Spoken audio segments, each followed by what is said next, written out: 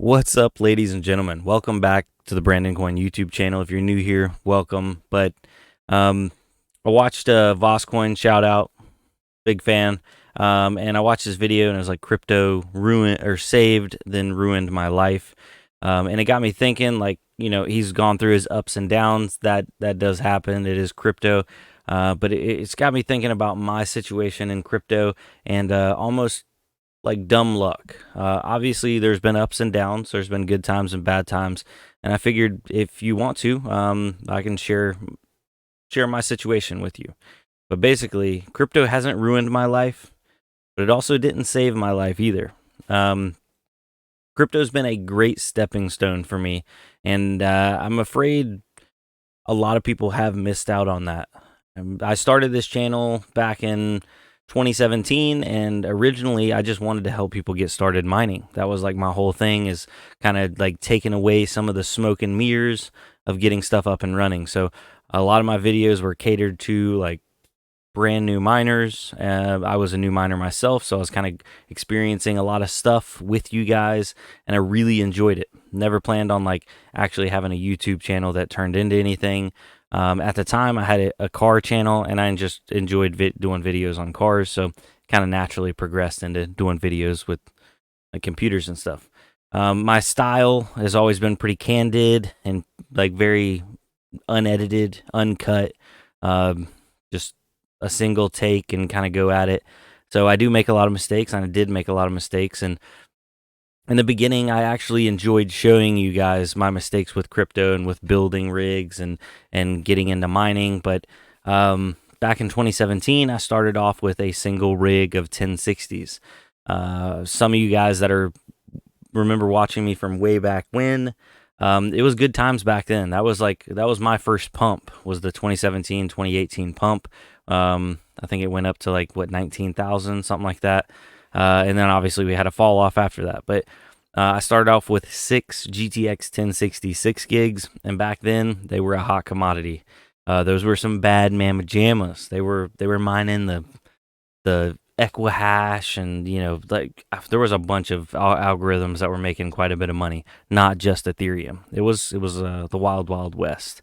And it seems like as time has gone on and we have gone through multiple cycles, the wild west is getting tamed, and more people are entering into the space. Almost like the barrier of entry has been lowered, because everything just got simpler. Everything got easier to tune. Software got more reliable. Back in the day, it was impressive to have a rig that was just stable. Just stable. You know what I mean? And a lot of people be like, "Oh man, no man, my stuff back then, it was stable. It would run forever." And no, sir. Okay. I did not have that. And I went through I tried different mining operating systems, and you were constantly chasing different coins. What was the most profitable? If you're just going to mine a nice hash in exchange for Bitcoin, or mine the coin directly and then sell it. There was lots of questions, almost kind of like where we're at today. Now, we're not making a lot of money, or really any money, so we think. Nobody can see into the future and see what these coins are going to do, but I got started with those first 6 cards, and I made enough money to bankroll and keep buying more and more graphics cards. I turned 1 rig into 2 rigs into 3 rigs. At the time, I was living in an 800 square foot, 2-bedroom home. I had just put a down payment on the home, and I was living there. I was talking to a girl, and it didn't work out, and she ended up leaving. Stuff happens. I ain't too big to admit it. I didn't kick her out or nothing. She left me, and that times got a little rough there for a while, but I ended up meeting a new woman, and that's the one I married and I'm with today, and she supports my addictions/habits. But yeah, that time of me almost like not having anybody around, and I could kind of like refocus up on myself and crypto and that kind of thing, and kind of point myself in a direction and just concentrate on rolling all my crypto into more hardware. It was a good strategy at the time because I didn't have a lot of risk, a lot of reward. I didn't put anything on debt. I didn't really have much credit availability at the time. Since then, my credit's gotten a lot better, and things, things have improved. But at the end of the pump, I would say, if I go back and look at it, I turned those 6 GTX 1060s, 6 gigs, into about 5 or 6 rigs. I was somewhere in the range of about 50 to 60 graphics cards, if I remember correctly. Anything from 1050s all the way up to 1080s. I obviously had more lower end cards than I did higher end cards, but I had a lot of fun with it. I really did. And I apologize. This is going to probably be a super long video, long format. So if you enjoy this kind of stuff, just stick around. We're only getting started. But if you don't like this kind of stuff, I'll see you on the next one. Just keeping it real with you. So at the end of that pump, I didn't know exactly what to do because cards were making pennies a day profit. It technically, like 2019 into 2020, it never got unprofitable. If you were always mining the right coin with a reasonable electric rate, you could always make a little bit of money, especially in the wintertime. But in the summertime, it was a little tougher, especially if you're mining inside. So a lot of people shut down. And I feel like I made the mistake of pulling back, and I should have ran more. And I'm feeling deja vu right now because I kind of feel like this is one of those times. But nobody knew what was going to be like the hot ticket. There was some really smart guys out there. Bitsby Trippin', dude, genius. I'm gonna be honest, and if Bitsby Trippin' watches this video, you're amazing, man. You really are, because you straight up saw something that not a lot of people saw. You doubled down and built a huge farm in this downturn, or in the last downturn, and mined the absolute snot out of some Ethereum and some other coins whenever they, at the time, looked like they weren't making anything. But during the next pump, man, if you held on to a quarter of what you mined, you got to be doing good. And I know you're doing good because you can just look at it and see it. I mean, you're not sitting in a plastic box inside of a garage. You know what I'm saying? You got big stuff happening over there. But I turned off a majority of my stuff, and I transitioned into, I was running like one rig, just enough to keep a little bit of YouTube content, kind of trying to stay in it a little bit, but I wasn't super excited about it because we weren't making money. It's hard to be excited when you ain't making money. Not a lot was going on. Like 20 series launched, and they were kind of like, 10 series were kind of still pretty relevant. 20 series with the new RTX, it was just blah. So I transitioned into building budget gaming computers, and I was slapping 570s and 470s into $300 and $400 computers. Sorry, the air compressor kicked on outside. I don't know if you guys can hear that. It'll go off here in a second, but I was building gaming computers, and I was rolling a bunch of my lower end cards into those, and making some good money, because I really wasn't making any money with crypto at the time, not crypto mining at least. And then things started to turn up. I think it was like 2021 into 2020, 2021, cards started making money again. But I had already downsized. I had put a majority of my cards into gaming rigs, so I was down to like one rig again. And so I threw it back on there, and I said maybe it's time to, put my money where my mouth is. I'm in a better position financially. So I threw some money at it. I want to say somewhere in the range of about 15,000, and I got spun back up. I did end up making a majority of that back in a short amount of time because we were making crazy profit there. 2021 was into 2020 into 2021 was a wild time. If you were mining during that time, you know what I'm talking about. I mean, there was days that my farm of anywhere from 60 to 70 GPUs, it peaked out at around 90 GPUs at like the very end before I started downsizing again. I saw $500 and $600 days. Like my farm made $500. And it was blowing my mind because I'm just like, there's no way this is sustainable. And it wasn't sustainable, but I ended up using that money. I paid myself back essentially. I put some money in the bank. I held on to quite a bit of crypto because I was really believing it. I'm like, yeah, $4,000 Ethereum, that's nothing. It's gonna be $10K before you know it. It's gonna be Ethereum, $100K Ethereum, $1 million Bitcoin. Like everybody just thought it could do no wrong, right? And so I was holding on to quite a bit of it. Now rolling back onto my personal life, me and my wife sold. Well, I sold my first house. We weren't a husband and wife yet, but I got engaged to her, and then we went in on a new place, and we actually went in on that one together. It was brand new. It was awesome. It was actually the place that a majority of my videos were filmed in, and we started living there from 2019 into up until 2021. So we were living there. I built a garage in the backyard. I started expanding my farm like crazy. Like life was good. We, could do no wrong, right? I Crypto did give me one thing that I don't think I would have been able to do or sustain myself, and I went out on my own. Let's see here, 2022. About 5 years ago, I started my own company, doing some construction stuff, erosion control along that lines. Um, and it wasn't super successful off the bat. I still had to do some odds and ends. My wife helped support me. And then, really, when it was time to put some like gas on the fire, uh, crypto was kind of always there to, help push me up. If we had a bad week, a bad month, that kind of thing, crypto was there. So it did give me a lot of financial freedom and financial stability to really kind of concentrate on expanding that, which I'm really happy with where my company's at. It has been a weird time right now with the workforce and that kind of thing, and I think the housing market is going to be slowing down. So it's like a double whammy, but we'll get to that upcoming.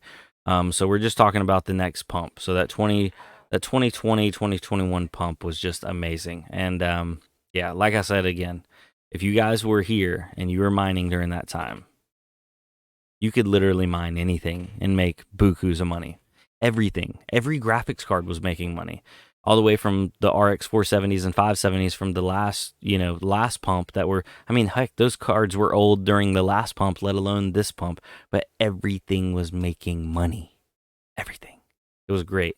But that also led to probably the biggest influx in small time miners, and probably the biggest influx in commercial mining that crypto has ever seen. It grew to levels that obviously we hit all-time highs all the time. It was a new normal, all-time high network hash rate, all-time high. It just kept growing. It just kept growing and growing because everybody was making so much money. So you just kept getting more graphics cards, and that was the issue, is you couldn't get more graphics cards because they were always sold out. And then there was no availability, and you had to go stand in line, and you had to pay double the MSRP. And if you weren't around back then, by the way, like 3060 Ti's street price, those were some of my favorite cards. They were going for $1,200-$1,300 at the height, sometimes even $1,500. 3080s. People loved 3080s. They were great cards. I remember people paying upwards of like $2,000 for a 3080. Don't even talk about a 3090. People were paying a premium on those too. So, in my opinion, the 3060 Ti's and the 3070s were kind of going like tit for tat on price. The 3060s, those were like the introduction into the LHR. So those in the beginning, the price kind of leveled off on them. But it ended up going up because there was, the LHR bypass, or the dev driver, essentially. And I remember doing that video and dropping that video, and it was still relatively unknown at the time. And people were like losing their minds because 3060s were available. Like you could go buy them. They weren't like 3060 Ti's and everything else because they were LHR at the time. They were first generation LHR. So people could just order them. And that didn't last very long, because as soon as people could throw that dev driver on a Windows computer and get a full 50 mega hash or 49 mega hash out of those cards, people bought them up in droves. There was even, distributors that were building custom boards to have a full 16 lanes on multiple slots for mining boards, because typically mining boards, even if it has a full slot on it, it doesn't have a full 16 lanes. Or full 8 lanes. Sorry, you don't need 16 lanes. We're going back into like first generation LHR bypassing. But you didn't need a full 16 lanes. You only needed 8 lanes, but it needed to be on a full slot, blah, blah, blah, so on. I guess it could have been on no, it'd have to be a full slot, but regardless.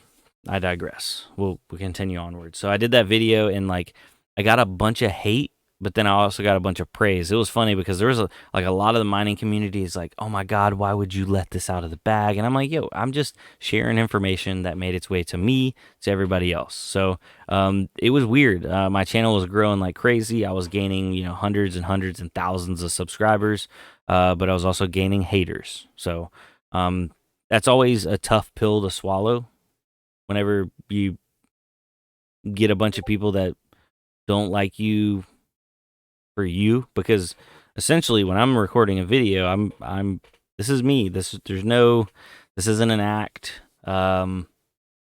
Yeah. So when people don't like you and your thoughts and what you're communicating in your videos, it's a little tough at first, but unfortunately, and I say it unfortunately, being on YouTube creates a thick skin, because you have to deal with all the unfortunate people that just have a lot of hate for no reason. So my main strategy with that is, and if you're watching this and you're a creator and you're just starting out, consistency, and don't feed the bears.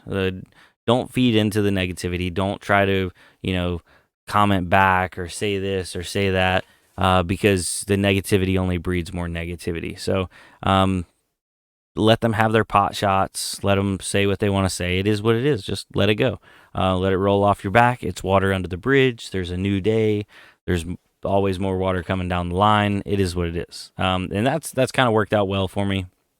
That's probably like the biggest piece of advice for a YouTube creator, or I guess any kind of creator nowadays. Oh, TikTok, I ain't into that, but some people are. So getting back onto the crypto side of things, where life's good. It's 2021. Things are starting to slow down. You know, it keeps talking about, oh, the end of the year, Ethereum's going to go merge, and then you're not going to be able to mine it. Well, we get to the end of the year, and they push it off, and they're like, oh, the beginning of the year, it's going to merge. You're not going to be able to mine it. And this has been on repeat, literally, for years. Ethereum's going 2.0. They're going to merge. You're not going to be able to mine it. And it's just a skipping record, or whatever you want to call it, that analogy. So nobody's taking it seriously. And it gets pushed back, and it gets pushed back. And we're coming into 2022. Profits are cooling off. We're not making as much money. Network hash rate's still growing. People are still expanding. I've kind of cooled off now, too. I'm not like throwing everything I got into it. And probably one of the best things that I decided I did not want to do originally, and that's sell off a majority of my crypto. And I didn't sell it off at the top. I'm not going to act like I was some, Illuminati and I knew everything and stuff. I sold off a majority of mine in the $2,000 range on my Ethereum. And then other coins, I don't even remember. But I sold off a majority of it because me and my wife talked, and the housing market was booming. And it's like, if we're going to sell our house and try to move closer to our family, because we were kind of far from her family, we were far from my family. We weren't really close to anybody. And we wanted to get closer to our family. That was kind of the goal. And I wanted to get out of a neighborhood, because I work in construction. I have trucks, I have trailers, I have equipment. And I was outgrowing a almost 1 acre lot. I put a garage in the back. I made a parking lot back there. I just had no room. I had outgrown it. So I wanted more land, and I wanted to be closer to the family. And the perfect opportunity popped up. Our house, we could sell it. We lived in it for right at 2 years, so we got the tax break on it. Something along the lines of, if you stay in a house for longer than 2 years, you don't have to pay some kind of extra taxes. I don't know. I guess because they don't consider you like a flipper at that point. But we sold it. We made quite a bit of money, and then we used that money, and then I sold off a majority of my crypto and took that money, and we rolled it into building a new place. And that's obviously what I've been showing you guys. The new place is super basic, because what we wanted to do is build it with no credit. So there's definitely been some unforeseen things happen, and it is what it is. Life happens.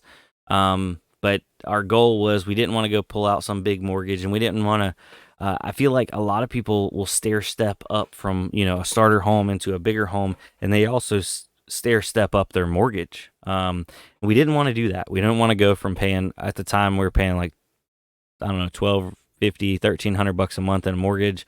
It was a starter home. I loved it. It was great. I didn't want to go to like, a 15, 16, $2,000 a month mortgage. And my wife was on the same page with me. She didn't need something bigger. She just wanted something a little bit more fine tuned. Because our first house we got was basically a base model. We didn't get anything custom. It was just whatever the cheapest stuff that they could put in there. That's what we got. So we decided on like a metal building, because that was kind of like my dream. And I give her the kitchen she wants, so she kind of gets to design the kitchen and have the nice countertops and the appliances, that kind of thing. Square footage wise, we tried to be. We wanted 3 bedrooms, 2 bathrooms, 2 full baths, and 3 bedrooms. And then I also wanted like at least a 2-car garage, because at our old house I had a 1-car garage and I hated it. That's why I ended up building a garage in the back. So if we could do a metal building and encompass all that together, wham bam, thank you ma'am. And that's kind of what we're doing now. So if you haven't seen those videos, they're on my channel. Once everything gets done, I'm going to make a full video of it all together. It's definitely been an experience, especially trying to do a lot of it myself. But yeah, I'll pull it back onto crypto. So I apologize. So 2022 is in full effect, and Ethereum goes proof of stake. And obviously everybody knows that now. Like it was obvious. But at the time, everybody thought it was going to get pushed back. And they're like, no, it's going. And it got pushed back so many times. I just thought it was a joke at one point. But no, it happened. Ethereum went proof of stake. I'm sitting on, I don't know, 70 plus graphics cards that they were worth significantly more until that proof of stake switch went boom. Hindsight, I should have sold off a majority of my cards, but nobody's perfect. Nobody knows. It just is what it is. Those cards made enough through that pump that they paid themselves off and made me a healthy profit. So I can't be upset with that. But I'm not gonna sit here and act like I'm the all knowing, what all seeing eye. I ain't Sauron. I ain't daggone Illuminati or none of that. I've made some mistakes and I've made some bad calls, but I haven't been ruined by them. That's for sure. And I feel like I've gained a lot of lessons. I don't trust nothing on the internet. I don't trust nobody. And I don't mean that like, I'm totally have a wall up and I'm cold or anything, but I am very cognizant of the fact that there are very many malicious entities and people out there. People are always trying to scam. People are always trying to do something and take something from somebody, and that stuff drives me crazy. But being in the crypto world, if you haven't been exposed to any kind of bad thing, then you haven't been here very long, because crypto is full of it. And it is still the wild, wild west, but it is a little bit more tame. There's definitely a sheriff in town. Government's been putting more regulation on it. It's not what it was, that's for sure. And I get the questions all the time, like, are you going to stay in it and that kind of thing? And yeah, I'm going to stay in it. I have the cards. I've definitely transitioned back into building some gaming rigs, and I'm enjoying that. I think this time around, instead of selling the more desirable cards first, I'm going to sell my older, less desirable cards. That's what I've been doing so far, and it's working out good for me, just in case we decide to have another pump sometime soon. And then I'm gonna be diving back in head first. So now there are a lot of things that have happened recently, these exchanges that have gone belly up, and I really feel for a lot of people. And even some people are like, oh my God, it could happen to Binance, it could happen to Coinbase, it could happen to, yes, it could happen to literally any exchange. Crypto is not FDIC insured, at least not to my knowledge. I don't think it is. No, it's not. It's definitely not. So if an exchange goes belly up, they're belly up, and you probably lost your money. And it blows me away to think about that statement and to think about how much money I had on exchanges in the past couple years. I mean, there was times where I I had more money than I was comfortable with losing, 100%. Like if I lost that amount of money, it would set me back in life. Not like, oh man, can't get me a, probably need to skip the Mountain Dew at the gas station. No, like I need to sell a car because I ain't gonna be able to like afford it, kind of thing. So I feel like there was a lot of dumb luck involved with me getting rid of a majority of my crypto at a semi decent time. It would have been better if I sold, at that $3,500 to $4,000 mark, but nobody knows. Nobody knows. I still am happy with what I did. I'm happy with what crypto's done to my life. And I'm not giving up on it. But I'm just going to be smart about it. And I'm going to mine a little bit. I'm going to keep going, especially while it's the winter time. And I can't wait to once my house gets up and running, I can't wait to slap a couple rigs in there to give some, some spread out heat to supplement some of my heating costs. I'm hoping that by summertime we have something that shows a little bit of promise for some income from GPU mining. Because if we don't, then I'm probably gonna maybe start ramping into selling a majority of my cards. I'd obviously always like to stay in it, and I can at a smaller level, maybe just a couple rigs, but having a almost $2,000 a month electric bill, that ain't fun when you're not making $2,000 a month to pay that electric bill. And there's a lot of guys like, oh man, I saved up so much money, I can pay my electric bill for so long, and that's great. Your strategy probably will plan out good, but I didn't plan for that. I dumped a majority of money back into my house. So I also bought some dumb things that were probably no. They actually, I'm gonna be straight up with you guys. They were not financially responsible. So I spent money on top of the line phones, and I bought some nice shoes, and I went out and I bought a Mustang, and yeah, none of that stuff was needed, and none of that stuff progressed me in life. But I ain't gonna say I didn't enjoy it, and I still do enjoy it. I still have the Mustang.